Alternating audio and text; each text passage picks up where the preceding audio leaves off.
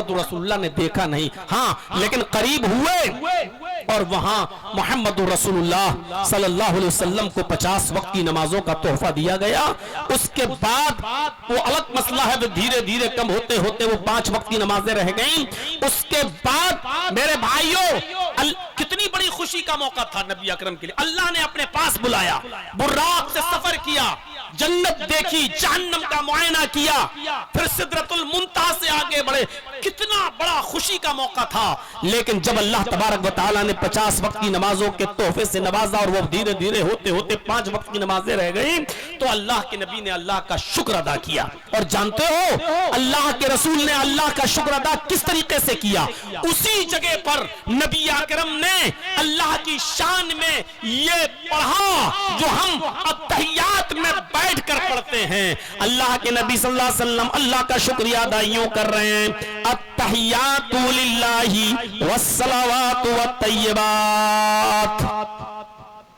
التحیات للہ والصلوات والطیبات، ہر قسم کی جانی، مالی، بدنی عبادتوں کی جتنی بھی کیٹاگریز ہو سکتی ہیں، جتنی بھی کوالٹی ہو سکتی ہے، جس طریقے کی بھی عبادتیں ہو سکتی ہیں، ہر قسم کی عبادت اللہ رب العالمین کے لیے ہے۔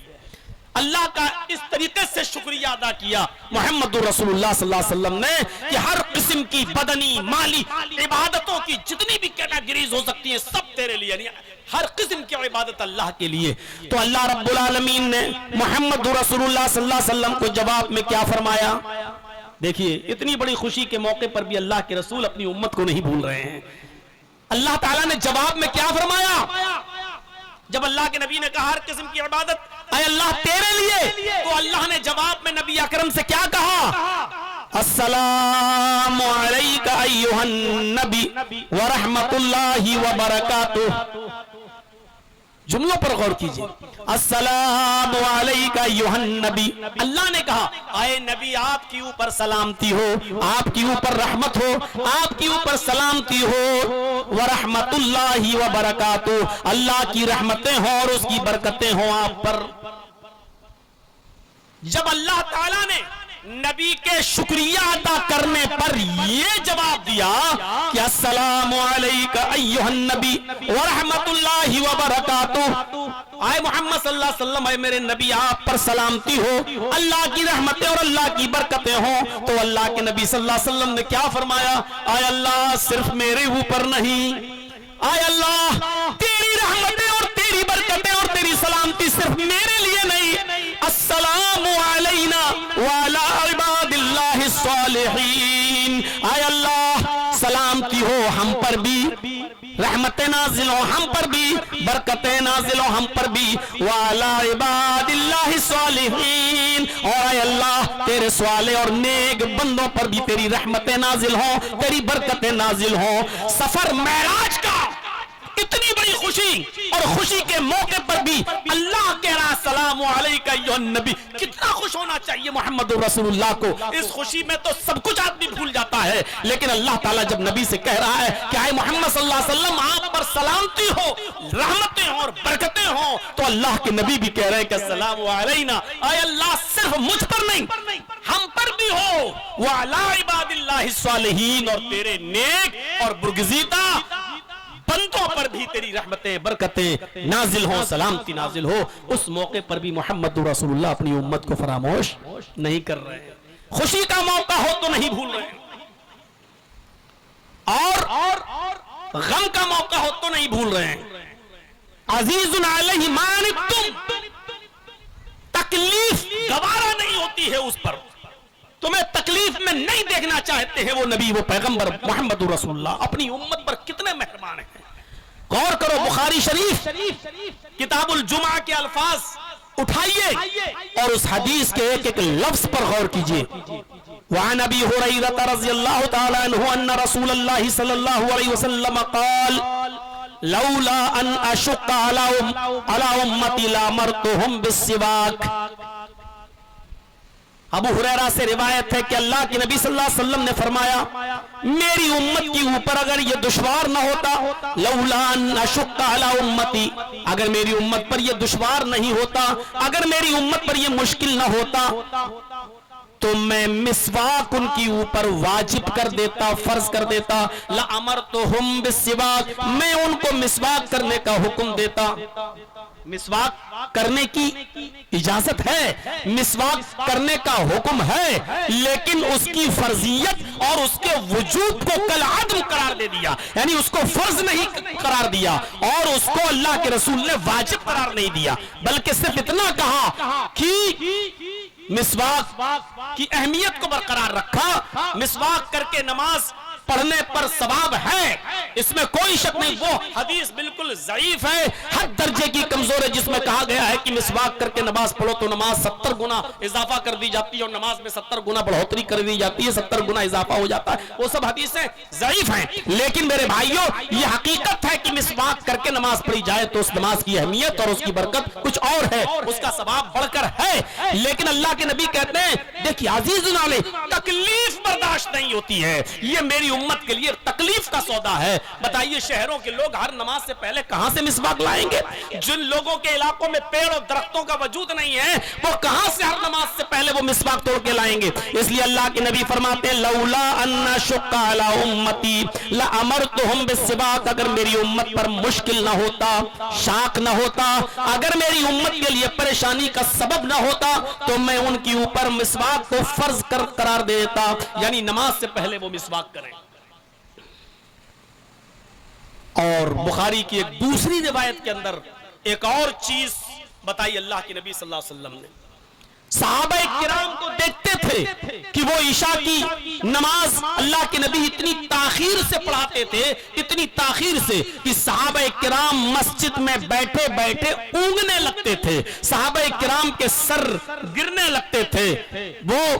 آنکھوں میں ان کی نیند کا غلبہ طاری ہو جاتا تھا. جب آپ دیکھتے تھے کہ صحابہ کرام مسجدوں میں اونگنے لگے ہیں، تب اللہ کے نبی عشاء کی نماز پڑھانے کے لیے اپنے حجرے سے نکلتے اور عشاء کی نماز پڑھاتے. اب سوچئے کہ کتنی تاخیر سے عشاء کی نماز پڑھاتے ہوں گے اللہ کے نبی صلی اللہ علیہ وسلم. جب صحابہ کرام کو بیٹھے بیٹھے اور انتظار کرتے کرتے عشاء کی نماز کی جماعت کا نیند آنے لگتی تھی، اونگنے لگتے تھے، تب اللہ کے نبی صلی اللہ علیہ وسلم نکلتے اور آ کر نماز پڑھاتے. ابو ہریرہ ہی سے روایت ہے، فرماتے ہیں کہ اللہ کے نبی صلی اللہ علیہ وسلم نے فرمایا لولا نشق علی امتی، بخاری کی وہاں ہے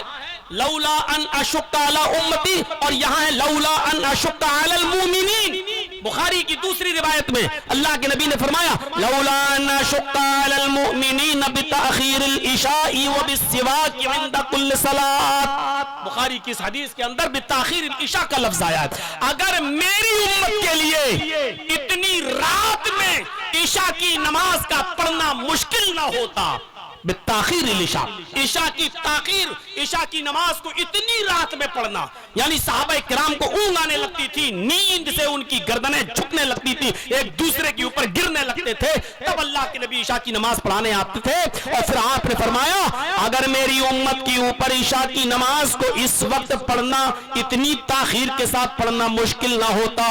دشوار نہ ہوتا، تو میں ان کے لیے عشاء کی نماز کی جماعت کا یہی ٹائم رکھ دیتا، یہی وقت فرض کر دیتا، یعنی عشاء کی نماز کو تاخیر کے ساتھ پڑھنا میں ان کی اوپر فرض کر دیتا. اب بتائیے 12 بجے عشاء کی نماز اگر فرض ہو جاتی اور پھر اٹھیے 4 بجے فجر میں تو کتنا مشکل ہوتا. تو اللہ کے نبی قرآن نے کیا کہا عزیز علیہ ما عنتم، تمہاری تکلیف ان کے اوپر شاق گزرتی ہے، تمہاری تکلیف وہ برداشت نہیں کرتے ہیں، تمہیں پہنچنے والی تکلیف کا احساس ہے. محمد رسول اللہ صلی اللہ علیہ وسلم کو تمہارے درد کو وہ اپنا درد سمجھتے ہیں. میرے ساتھیوں غور کیجیے. اور مسواک والی بات پہلے ہی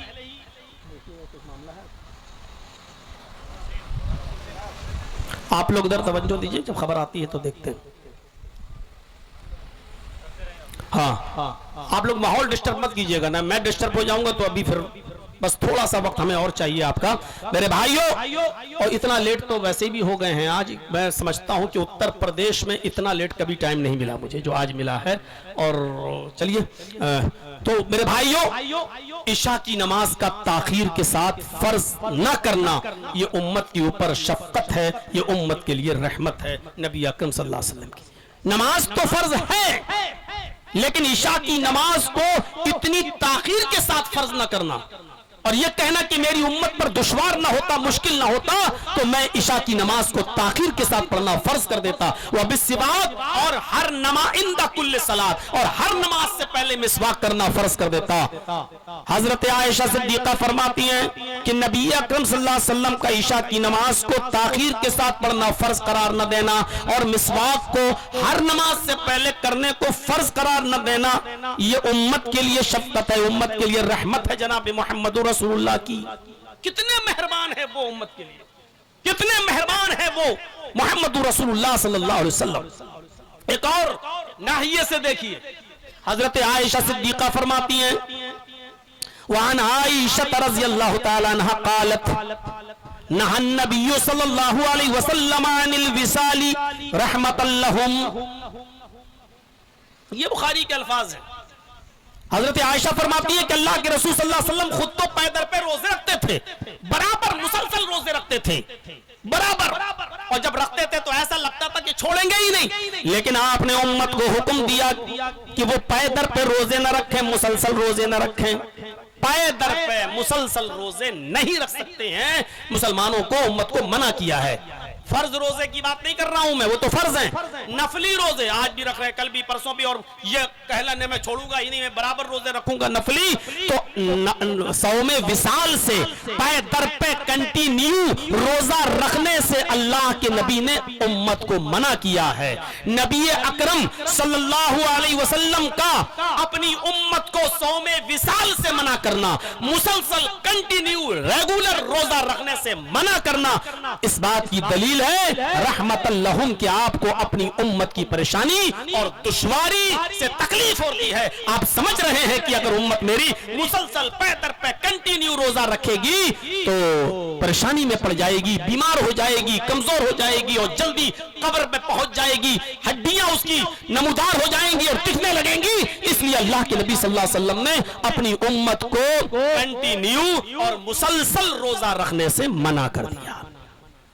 بلکہ بعض روایتوں میں تو یہاں تک آتا ہے کہ آپ نے یہ فرمایا کہ مہینے میں 3 روزے رکھا کرو، اللہ کے ہاں ایک روزے کا ثواب 10 روزے کے برابر ہے۔ اگر تم نے مہینے میں 3 روزے رکھے تو گویا کہ تم نے 30 روزے رکھ لیے۔ مہینے میں 3 روزے آپ وہ رکھ لیجئے، اور ایام 20 کے جو روزے رکھے جاتے ہیں 13 14 15 عربی تاریخ کے، یہ روزے رکھ لیجئے آپ 3۔ اور بہت زیادہ اگر نفلی روزے رکھنے کا شوق ہے اور آپ چاہتے ہیں کہ اللہ کے ہاں ہمیں خوشی ملے، اللہ کے ہاں ہماری عبادتیں قبول ہوں، تو ہفتے میں 2 روزے، ایک سوموار کے دن کا یعنی پیر کا اور ایک جمعرات کے دن کا روزہ رکھنا شروع کر دیجئے۔ نفلی روزے آپ یہ رکھ سکتے ہیں، اور اسی طریقے سے یوم عاشورہ کا روزہ ہے، یوم عرفہ کا روزہ ہے، آپ ان روزوں کے ذریعے اللہ کو راضی کر سکتے ہیں، لیکن مسلسل پے در پہ پورا ہفتہ پورا مہینہ روزہ رکھنے سے منع کیا۔ حضرت عائشہ کہتی ہیں نہا النبی صلی اللہ علیہ وسلم عن الوصال رحمت اللہ، یہ امت کے لیے محمد رسول اللہ کی رحمت ہے۔ غور کرو کتنا مہربان ہے وہ نبی، کتنا مہربان ہے وہ رسول ہمارے اوپر، کہ ہماری حالت کو دیکھتے ہوئے خود تو روزہ رکھ رہے ہیں مسلسل پے در پے۔ صحابہ کرام نے کہا بھی تھا کہ اللہ کے رسول آپ بھی تو رکھتے ہیں، تو اللہ کے نبی فرماتے ہیں کہ کیا تم میری طرح ہو، کیا تم میری طرح ہو؟ اللہ مجھے کھلاتا ہے، اللہ مجھے پلاتا ہے، تم میری طرح نہیں ہو، میری مثال کیوں دے رہے ہو؟ ارے خود تو پے در پے روزہ رکھ رہے ہیں، لیکن اپنی امت کو کنٹینیو اور پے در پے روزہ رکھنے سے آپ منع کر رہے ہیں۔ اسی ضمن میں اس واقعے کو بھی جوڑا جا سکتا ہے کہ 3 صحابہ نبی اکرم صلی اللہ علیہ وسلم کے گھر جاتے ہیں اور نبی اکرم کی بیویوں سے، بعض بیویوں سے ملاقات ہوتی ہے اور ان سے پوچھتے ہیں، بخاری کتاب النکاح کے الفاظ پر غور کیجئے، ان سے پوچھتے ہیں کہ اللہ کے نبی کتنی عبادت کیا کرتے تھے، اللہ کے رسول کتنی نمازیں پڑھا کرتے تھے، اللہ کے نبی کا عبادت میں، رات جاگنے میں، قیام میں، تہجد میں، روزے میں کیا معمول تھا؟ حضرت عائشہ نے بتا دیا اور آپ کی چند بیویوں نے جب اس کا تذکرہ کر دیا تو ان تینوں صحابیوں نے تھوڑا سا گھر سے باہر آنے کے بعد تذکرہ کرنا شروع کر دیا اور کہا ارے کہاں اللہ کے نبی اور کہاں ہم، کہاں وہ بخشے بخشائے اور کہاں ہم، کہاں وہ جنتی، اگر وہ نماز نہ پڑھیں تب بھی جنتی، اگر وہ ایک بھی عبادت نہ کریں تب بھی اللہ ان کو جنت دے گا، تو ہم اپنی عبادت کا موازنہ محمد رسول اللہ کی عبادت سے کیسے کر سکتے ہیں؟ ہمیں تو نبی سے زیادہ عبادت کرنی چاہیے۔ بخاری کتاب النکاح کے الفاظ، ایک صحابی ان میں سے بولنے لگا اور اس نے کیا کہا؟ اصوم النہار ابدا ولا افطر، میں ہمیشہ روزہ رکھوں گا اور کبھی نہیں چھوڑوں گا، میں روزہ رکھوں گا پے در پے کنٹینیو، کبھی نہیں چھوڑوں گا، آج کے بعد میں روزانہ روزے رکھوں گا، پے در پے رکھتا رہوں گا، کبھی نہیں چھوڑوں گا۔ دوسرے نے کہا اصلی اللیل، میں رات بھر نماز پڑھوں گا اور کبھی نہیں چھوڑوں گا، یعنی رات بھر جاگوں گا اور اللہ کی عبادت کروں گا۔ غور کیجئے گا، ایک نے کہا کہ میں دن بھر روزے رکھوں گا کبھی نہیں چھوڑوں گا، دوسرے صحابی نے کہا کہ میں رات بھر نماز پڑھوں گا کبھی نہیں سوؤں گا، بستر سے الگ رہوں گا کبھی نہیں سوؤں گا، عبادت ہی کرتا رہوں گا، رات بھر نماز پڑھتا رہوں گا۔ اور تیسرے نے جو کہا وہ سب سے الگ، اس نے کہا انا اعتزل النساء، میں دن میں روزہ بھی رکھوں گا، رات میں نماز بھی پڑھوں گا اور بیوی سے عورتوں سے الگ رہوں گا، یعنی میری جو بیویاں ہیں میں ان کے قریب نہیں جاؤں گا، بس دن بھر روزہ رکھوں گا اور رات بھر میں نماز پڑھوں گا، عبادت کروں گا اور بیوی کے قریب نہیں جاؤں گا۔ ذرا غور کیجئے، ایک کہہ رہا ہے کہ میں ہمیشہ روزہ رکھوں گا کبھی نہیں چھوڑوں گا، دوسرا کہہ رہا ہے کہ میں رات بھر نماز پڑھوں گا کبھی نہیں سوؤں گا، اور تیسرے نے کہا کہ میں دن میں روزے بھی رکھوں گا، رات میں نماز بھی پڑھوں گا اور بیویوں کے قریب نہیں جاؤں گا، نہیں بس عبادت میں لگا رہوں گا۔ اللہ کے نبی صلی اللہ علیہ وسلم اپنی ان بیویوں کے قریب تھے، اس لیے ان تینوں کی باتوں کو سن لیا، پھر آپ گھر سے باہر نکلے اور ان تینوں کے قریب آئے، اور تینوں کے قریب آنے کے بعد فرمایا